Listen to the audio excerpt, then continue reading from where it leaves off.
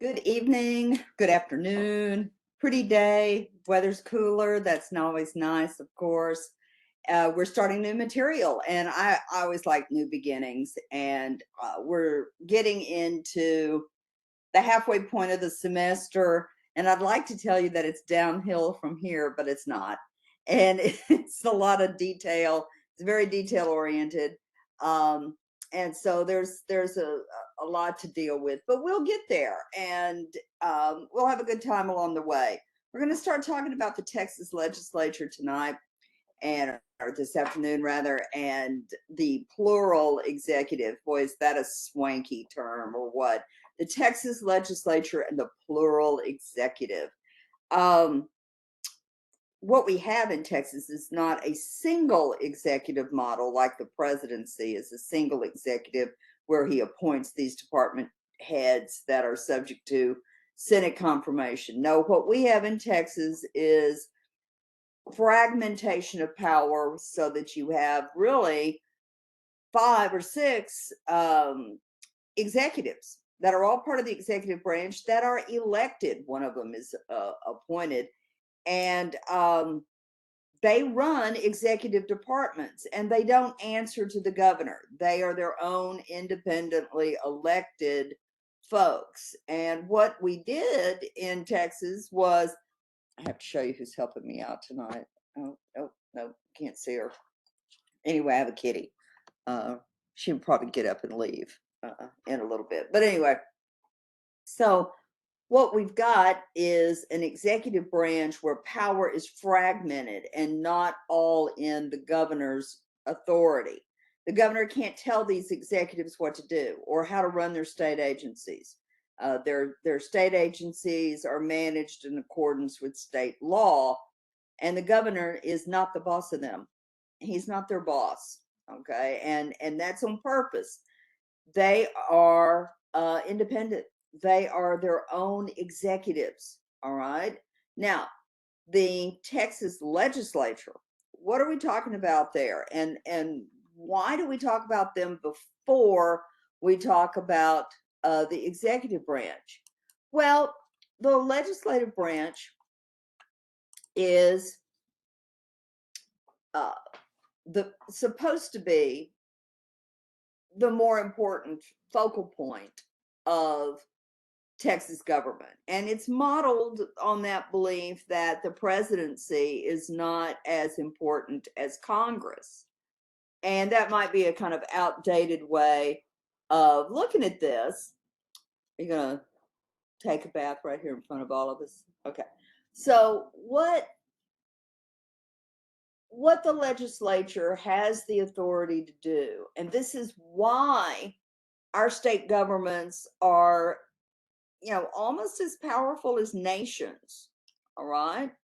Because their legislative bodies exist to write law, to have oversight over over the state governments, and they're there to budget and pass a budget, an operating budget that rivals countries. And so these bodies are very important and very significant in our way of life. And most people don't pay any attention to this. They don't consider this very important. They don't really know how it works, but you're going to. And they're pretty disinterested in it. But really, y'all, what the state legislatures do is pass those laws that deal with your day to day life. You rarely have anything to do with Congress. You rarely have anything to do with the president. But the state legislature affects everything from, how we fill out birth certificates to child support, to marriage, and they decide what's a felony and what's not. It's terribly important to understand how the Texas legislature works. The legislature has an upper house and a lower house. And that upper house is the Texas Senate, the lower house, the Texas House of Representatives.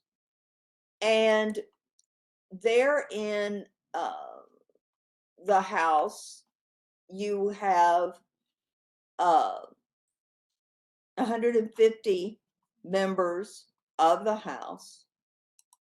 150 members of the House. The state is divided up into 150 legislative districts, House districts.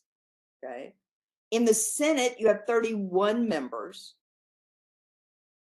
The state is divided into 31 Senate districts. Now, this confuses some students. They get this confused, and in your mind, you're going to have to think Austin and Washington, D.C.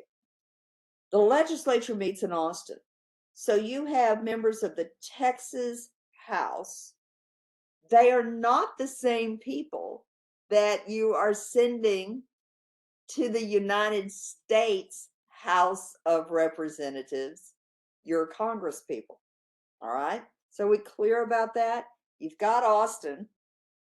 And who meets there? The Texas legislature does. And they pass laws that affect Texas. Right. Then in Washington, D.C., you elect members of the House of Representatives, the U.S. House of Representatives, and you elect 2 U.S. senators. Right. So I just wanted to be sure that you understood that, because I've had students be confused about what we were talking about there. They had some vague idea about it, but they really really didn't grasp that. So you've got that nailed, right? You're pretty confident about that. Okay. If you work your way through the Texas Constitution, you get a sense of the structure of how this works. House members, Texas House members, Texas State House members serve 2-year terms. Okay. Now, here's a little curveball. Okay. Here's a little curveball for you. Members of the Texas Senate serve 4-year terms. That's different than your United States senators that serve 6-year terms. Okay.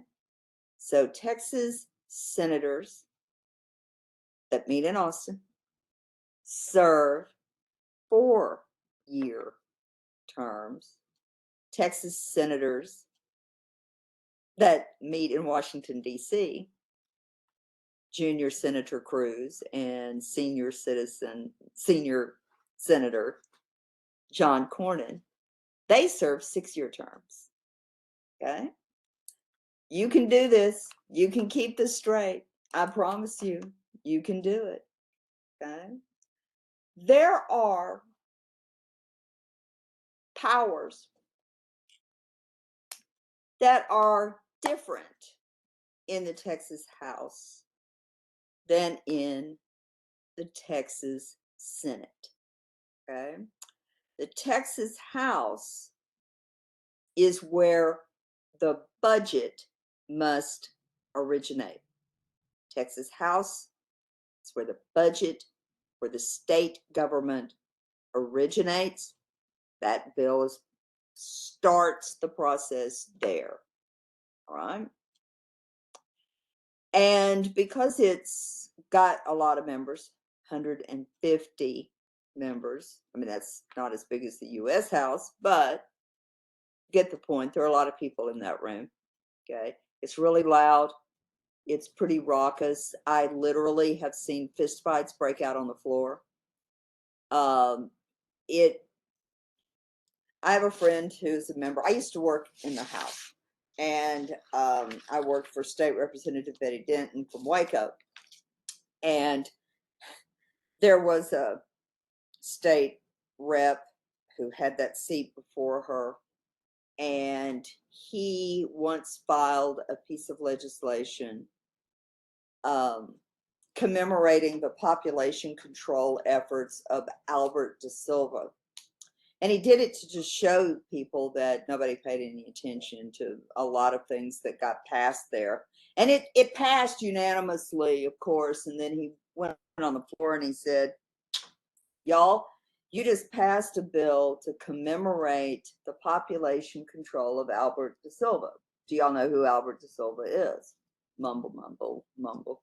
Albert de Silva was the Boston Strangler. He was a serial killer.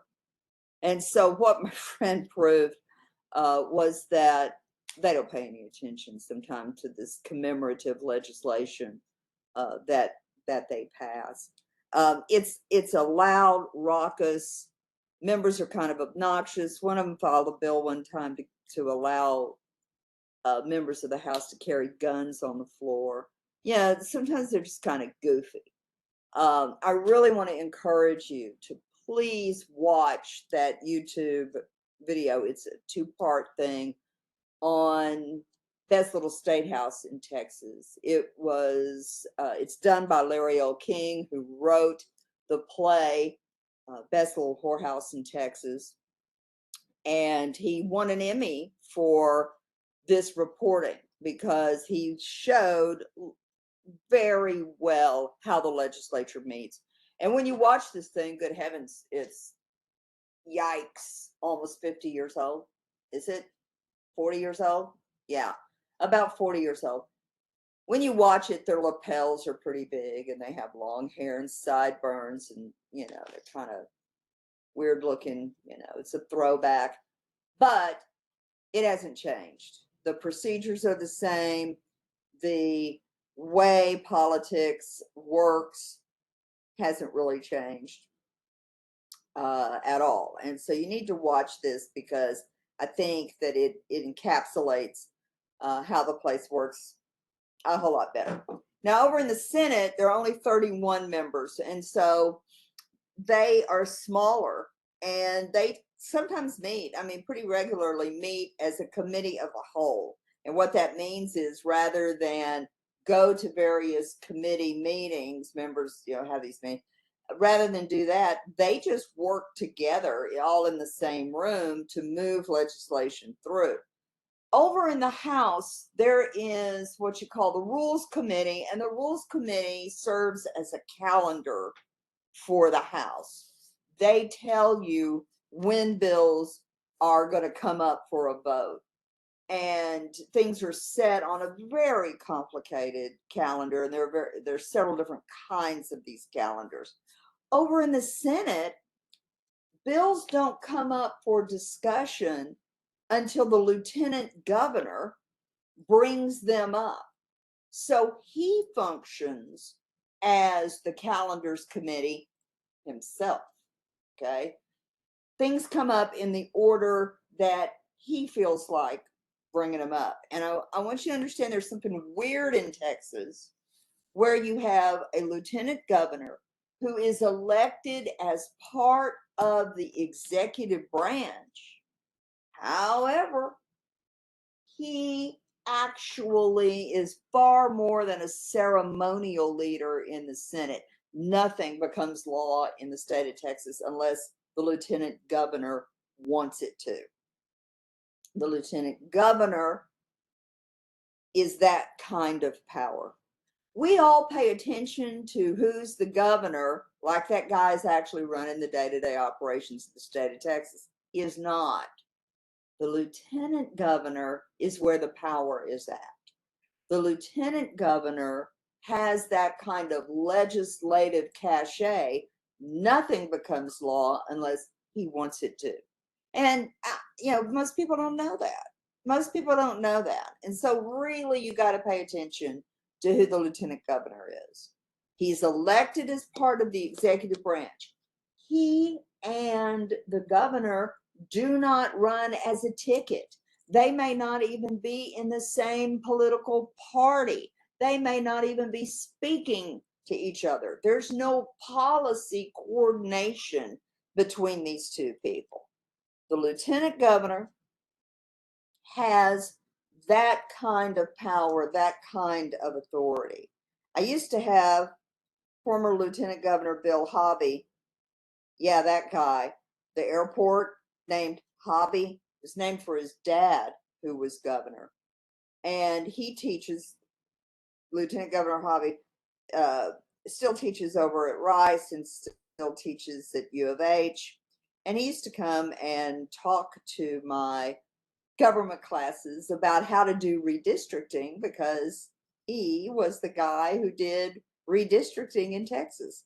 And I would have him come speak, and he was very generous with his time and very kind to students. He would talk to each student in class about what their ambitions were, what they hoped to do with their college degree. And it was way cool to have Lieutenant Governor Hobby come and talk and take up time with the citizens of Texas to find out what they were all about and find out what they wanted to do with themselves.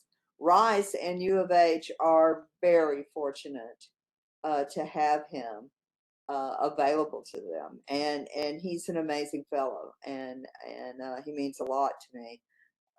He's quite elderly now, and I just think the world of him. He's a tremendous figure, and a good friend. Kitty, hey, cut that out. She's rearranging my desk for me, trying to get comfortable there. I think she's going to lay down on the calendar and keep all of that, nailed down for us. So, what happens in the Texas House is an amazing government process where bills become law. And it's important for you to recognize that process and pay attention to it. Let's get a few more things about the mechanics, that kind of fertile ground for test question kind of thing done. The legislature meets in odd numbered years. So there wasn't a session this year, but there's going to be a session in 23. All right. They meet from January to May in odd numbered years for 140 calendar days. Pre-filing of legislation starts November 1st. So bills will be filed then. And those numbers like House Bill 6 and House Bill 1 and why those numbers? Where do those come from? Well, literally, y'all, that means it was the 6th bill through the door at the clerk's office. The Speaker of the Texas House, and I'll talk to you about how he gets to be Speaker in a moment. The Speaker will reserve like the top 20, House Bill 1, House Bill 2, for his agenda, for things that he wants some catchy number for. And people can reserve that. So like if they wanted to have a bill for, House Bill 1845, and be something to commemorate the state, pie or, something like that. They can reserve that number. Members have the authority to do that kind of thing. So what happens here in a few days, November 1st, you're going to see bills filed, and there'll be some news stories about what kind of bills will be filed. The legislature, people who work there, a very good friend of mine it works in the Senate. I have two very good friends in the Senate, and they're already working. They're already getting things lined up for the next session, and so it's a really fascinating place to be and a place to work. I loved working in the House. I love the institution. I went to Baylor with a guy who was chief clerk when I was working in the House, and so that was a lot of fun. To have somebody that you had been through college with there. It's a magnificent building. If you have never been in it, you've got to go, and you've got to go on a tour. It is truly a breathtaking building. It's irreplaceable. We couldn't afford today to build that building. God forbid something happened to the place. There was a fire there. Um, was I in college when that happened? Yeah, I think I was, and or shortly thereafter. The speaker and the lieutenant governor have apartments in the Capitol, and one of the apartments caught fire. Actually, a television set in the apartment caught fire, and the wiring did, and there was some damage. And thank goodness it did not, involve the whole building, because the wood in that building alone, uh, nobody could afford to replace it now. It would just be astronomically expensive. But so they start in January to May in odd numbered years. And that's word. I mean, it's in the Constitution that that's going to happen in odd numbered years. Only the governor can call a special session of the legislature. And like with the Uvalde tragedy, people were calling for Governor Abbott to have a special session of the legislature to revisit gun laws in Texas. Well, y'all, come on, it's an election year. There's no way the governor's going to have a special session to change gun laws in Texas, where he's running for reelection and has has an opponent who can speak on television and has a pretty intense and loyal following, a pretty energetic group of followers. By the way, yeah, I would be shocked if Beto O'Rourke beat Governor Abbott. I think Governor Abbott is probably ahead in that race. There's a lot of really intense opposition to Abbott, a lot of really intense supporters of Beto O'Rourke, but intensity and enthusiasm don't necessarily win elections. It's numbers. And rural Texas is not supportive of Beto O'Rourke's campaign. But all you have to do is say gun and Beto O'Rourke in the same sentence, and you will get an earful about how he's coming to take our guns. And I mean, he even made the offhand comment, that he wanted to see more responsible, whatever that means, gun ownership. And it's too easy to get a gun in Texas.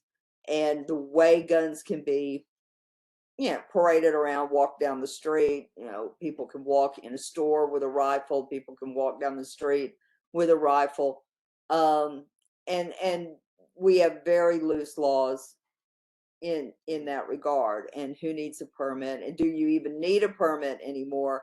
It's pretty intense what gun ownership laws are, and what gun advocates laws that support gun ownership are. And by the way, if you're curious about that sort of thing, and who wouldn't be,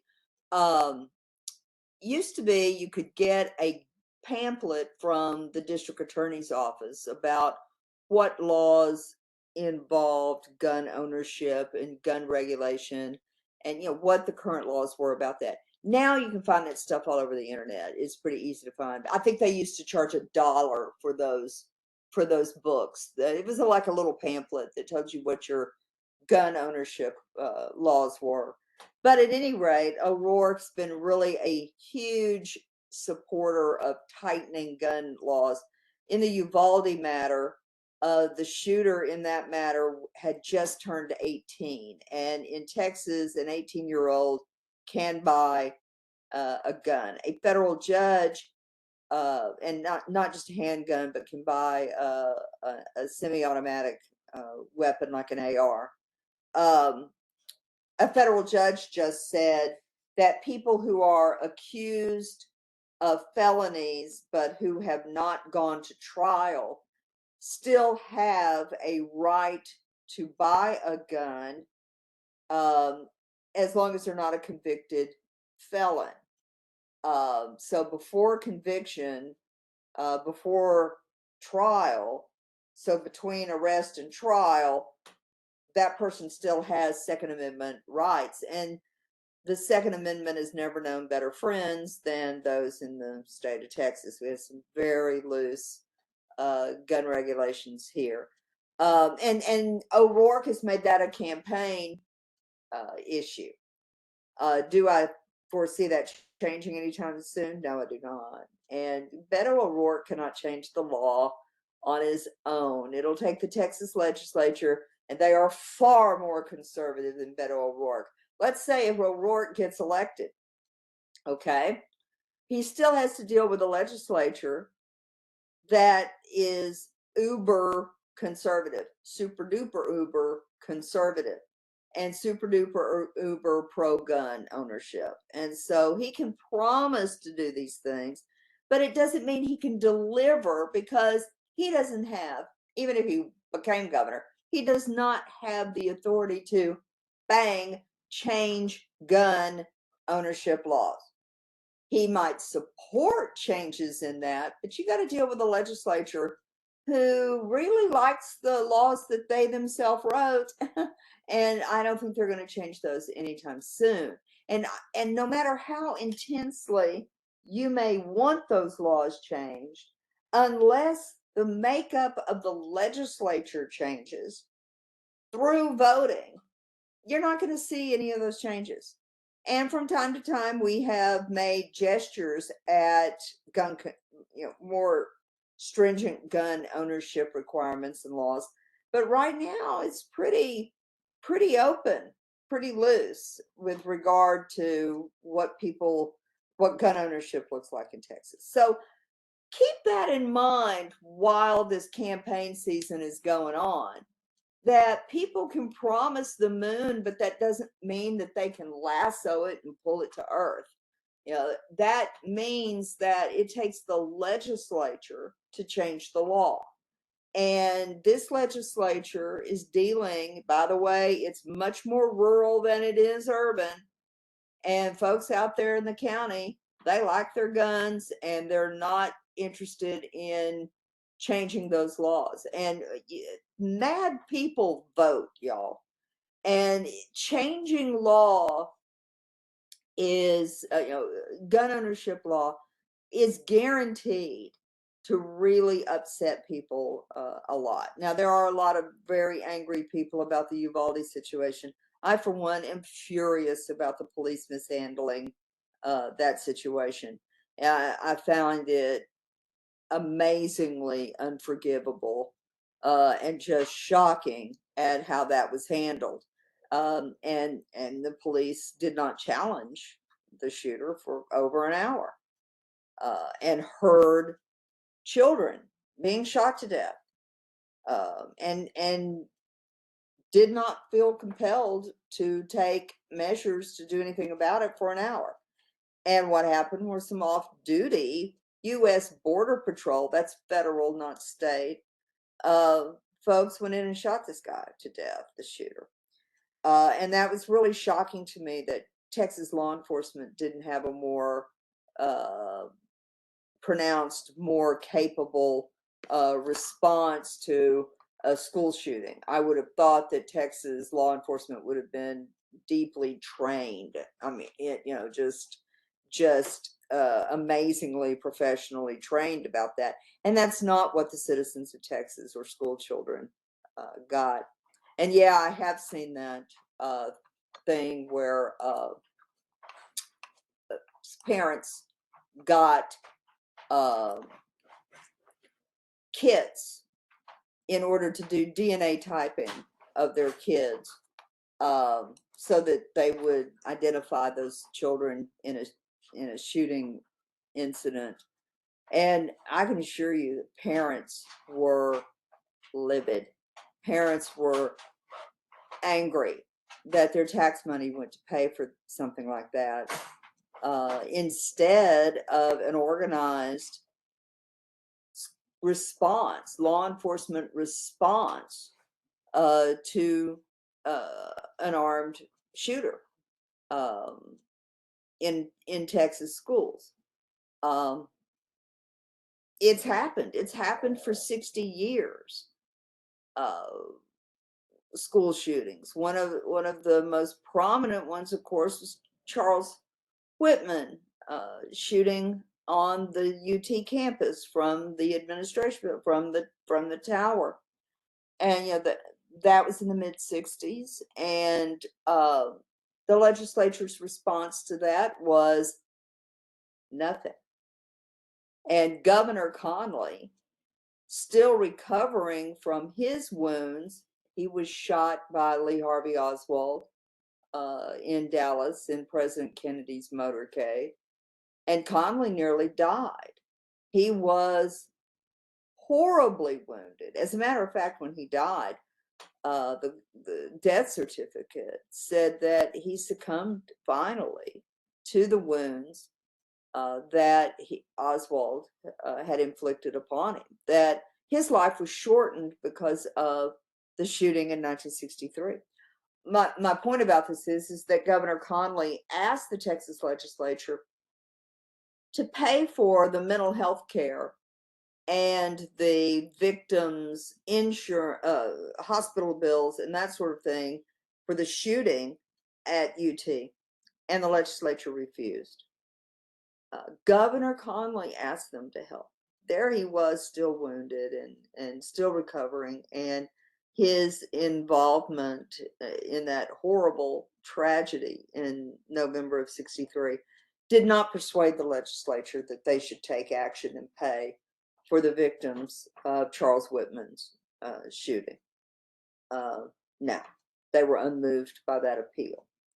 So this will always be a campaign issue in Texas, and you will always have, because of the Texas culture, because of the Texas relationship with the romanticized Old West, you are always going to have people who believe that any gun control is an infringement on their rights, and they're very, very tough about wanting to change any of those gun regulations at all.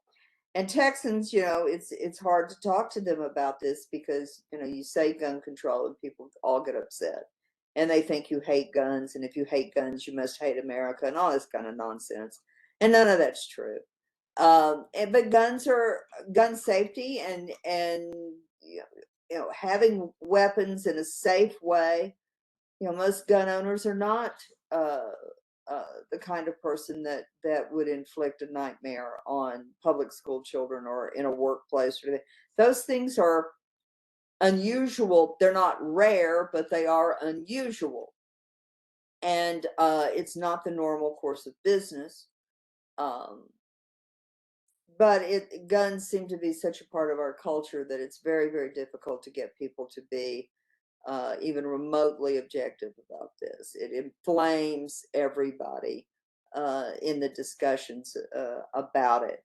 And for the record, if you think that I'm anti-gun, I bought my first rifle when I was 8 years old.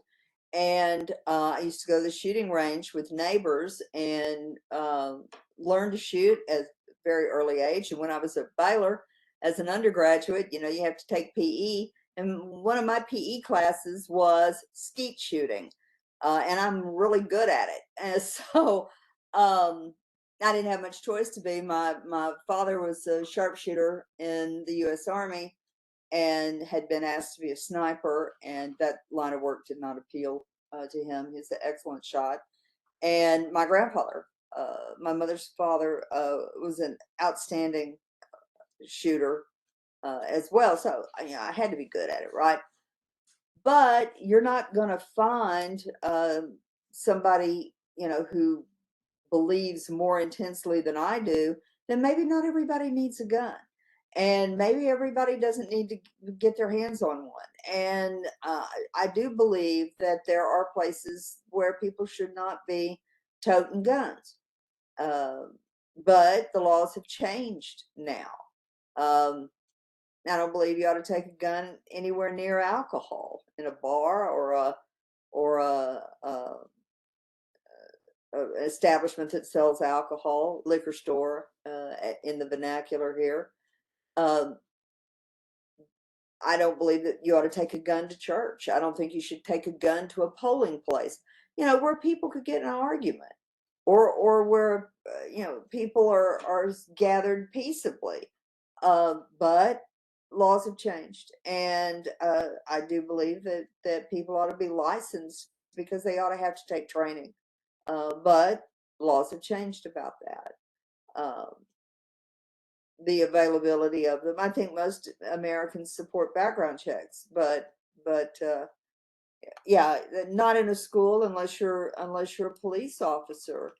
Um, yeah, I completely agree. I don't believe that a classroom is a place for a gun, but they didn't ask me. And so, by the way, if you're curious about what school gun laws are like, you certainly can look that up. Just Google that. But even on the HCC website, there is a section on there, and even in your syllabus, there's a section in there on campus carry, and you ought to know what those laws are and how they affect you, and what the impact of that is. No, I did not anticipate guns in a college classroom at all. Um, and I kind of enjoy teaching at home online, so that's not really so much of an issue online, right? And maybe that's why some of these classes are kind of popular, that some students don't want to deal with that issue, that they like taking college classes from the safety of their homes. Maybe that's why they feel the way they do about some of these, or one of the reasons anyway. Um, that you can wear your jammies to class, right? You can be comfortable, and uh, you can just turn the recorder on and go on about your business, cleaning house or whatever it is. But I will say this: should O'Rourke lose, and that's what it's looking like. Okay, so it's kind of safe to say this. Should he lose, one of the reasons is that people have really painted him as an extremist about gun control. And O'Rourke didn't do anything to dispel that. Politicians really can be pro-gun and pro-gun control. You can be pro-gun ownership. I loved shooting ski. There was something wonderful about being able to dust those clay pigeons and have some skill about doing that. And I loved doing that. And I thought, maybe in my retirement, it's an expensive hobby. I thought maybe in my retirement years, I might enjoy doing that again. Um, and that would be a whole lot of fun. But I'm not a hunter. I don't hunt. Um, but in Texas, politicians, in order to get elected, really do have to show their gun proppers. I saw pictures of Governor Richards out, shooting a shotgun. And, she looked like she had just bought those clothes. She didn't look like those shooter type clothes. It didn't look like she spent a lot of time on them in those clothes out hunting. Um, but the association, by the way, with Texas and guns is really intense. When I was a student in 1983 and I was in the Soviet Union, if I told people I was from Texas, they immediately uh, made gun gestures with their hands and, said bang, bang and shoot Kennedy and, all of that horror. So Texas is already kind of known for that sort of thing. And we've had our share of awful shootings. And the Uvalde thing may have really given people pause to kind of re-examine some of this. Although I think the state has done a really poor job of responding to people's concerns about that. But there again, which people and what squeaky wheel gets the grease? Gun ownership and the support of the Second Amendment and a very liberal interpretation of the Second Amendment. Isn't that funny? It's be the ultra conservatives who have a liberal interpretation. No wonder people are confused. In other words, very pro gun ownership. Those people vote a lot. And there are a lot more of them than there are these intense liberals who want to be really strict about gun ownership. And no, they probably don't own guns. No, they probably have never shot a gun. It's a very polarizing issue. Okay. But that is something that y'all might want to think about as a discussion question, because we need to sort of pick a topic about that. And I'm indifferent to what y'all want to write about. But if you think the Uvalde thing would make a good, there was a thing today about there was a Texas Ranger on site, and the Rangers, they have this reputation of one riot, one Ranger.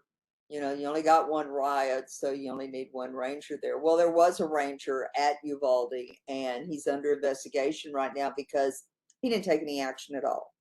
He talked on the phone back to Ranger headquarters. He did not lead, and that was shocking to a lot of people who expect the Texas Rangers to be, larger than life leader type, Superman kind of, I'm in control here. And so he's under investigation for his inaction. But at any rate, that's a good topic to think about writing about. My students that I had at the time that incident occurred, they wrote about it. When the report from the legislature came down, they wrote about the report and the response or lack thereof.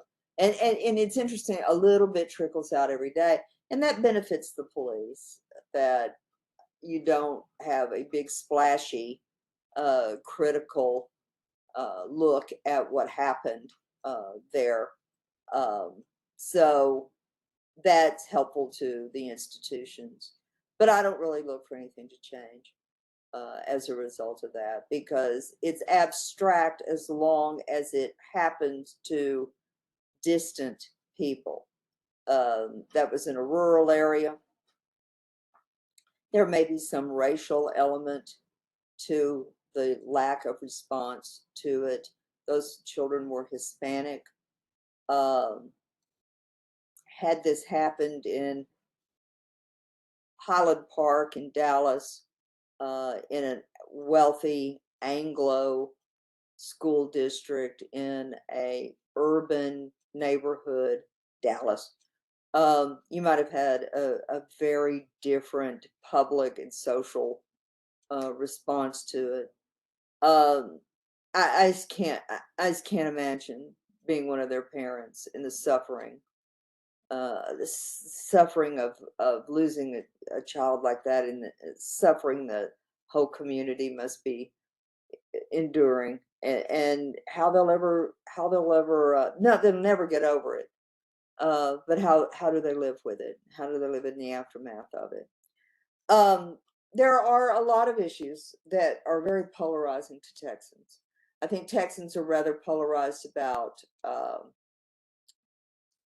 substance abuse and how to respond in terms of public policy about that. And I'll be really blunt with you about this. I don't think the zero tolerance, because if you're not zero tolerance, then people criticize you and say that you're accepting of drug abuse, and that's not true, or that you're less than serious about it. harm reduction may be a better public policy approach than you know, AA's response to it, or NA's response to it. But I don't think that those are particularly healthy responses at all. So that's a very controversial issue. And of course, there's this big push for legalization of marijuana. Beto O'Rourke said he was for legalization. Abbott has said that he's for medical use of cannabis. And if you want my 2 cents about it, I'm not for legalization of marijuana. It's a nice cash crop, and people could really make a lot of money off of it. And I will say that there is this very strong belief that marijuana is less dangerous than alcohol, and there's probably a lot of evidence to support that. Alcohol is an incredibly dangerous substance, and it's been normalized. I mean, it's so normalized in movies, and so, I mean, all you have to do is go to the grocery store, and there are T-shirts there that says "Mommy needs her wine." It's a very normalized kind of thing, and alcohol kills more people every day um, than substance abuse, than other drugs. Um, but you're not going to criminalize alcohol now. Now, when I was 18, it was legal for 18-year-olds to buy alcohol. And by the time I turned 21, the age was raised to 21. I think that's probably pretty wise to have it at 21. Frankly, y'all, I think 25 would be better. Your brain is less impulsive when you're 25, and you might know more about alcohol by then. But I will say this, I don't think people know how addictive and how incredibly deadly alcohol can be. People do drink themselves to death, and do it in a relatively quick amount of time. Um, it it can happen very intensely and very quickly. Um, so it's a very serious thing, but you're not going to see a big hue and cry for criminalizing alcohol. It's too much a part of the culture, and it pays for an awful lot of politics in this state. Part of the reason that restaurants and bars stayed open during the pandemic is the alcohol lobby. And by the way, the people who are the most opposed to legalization of marijuana is the alcohol industry. Because if marijuana was legal, more people might leave alcohol for marijuana, and the alcohol folks don't want that to happen at all. But I don't think they're very serious about good warning labels at all, and you're not going to see that. And alcohol funds an awful lot of Texas politics, an awful lot. Do I think that you're going to see a lot of legalization efforts for marijuana? I think in urban settings like big cities, there's probably more people who support legalization of marijuana. Out there in the county, out in rural Texas, there's probably less support for legalization. But the state agriculture commissioner, Sid Miller, supports legalization of marijuana because he would like to see farmers have a cash crop. And I think as much as you could grow it, you would have a market for it. Uh, but that does not necessarily mean that it's okay. Somebody's asking when the discussion is due. Did I say something like about the 8th or something? Maybe the 5th of December? Yeah, December 5th. Yeah, December 5th. And I'll tell you now what it'll be. Thank you for checking that. What it'll be is we'll take a question like, something grossly simple like, should marijuana be a legal cash crop in Texas? And what you'll do, I will give you some articles. You don't have to research this. I'll do your research for you. You read these articles and there'll be some questions, like 3 big questions.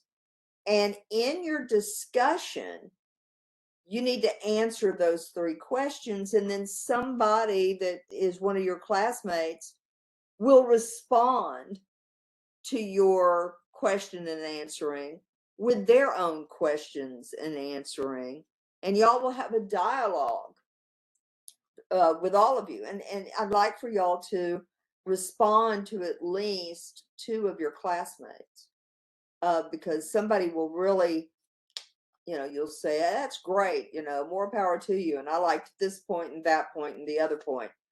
And you can respond to them that way. I just don't know what you might be interested in writing about. The Uvalde thing, you might be interested in writing about the policy surrounding vaccinations in college students. Should college students be required to take a COVID vaccine or a flu? Well, flu, the reason they probably don't require you to do that is because it's not a deadly situation, although people do die of the flu. But COVID was killing people left and right, and we were not vaccinating. But we require vaccinations for meningitis of college students. And y'all don't even live in a dorm, and they require y'all to take a meningitis vaccine. Do y'all know why? Meningitis comes from unsanitary, close quarter living conditions. In other words, your mom's not cleaning your room anymore. Y'all are. And that might mean that your bathroom got cleaned when you moved in and when you moved out, and it didn't get cleaned when you lived there. And it creates a very promising environment for meningitis. And meningitis will kill you. Meningitis will kill you before they figure out what it is that you have.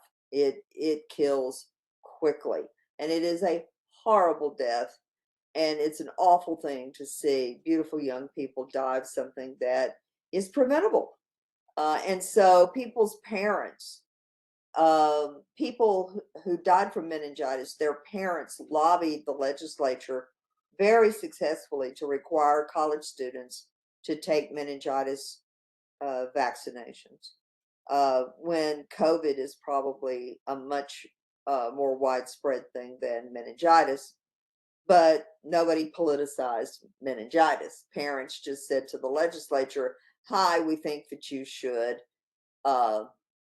require college kids to have meningitis vaccines. And wham, the legislature moved all over itself to do that. Why? Because angry parents vote.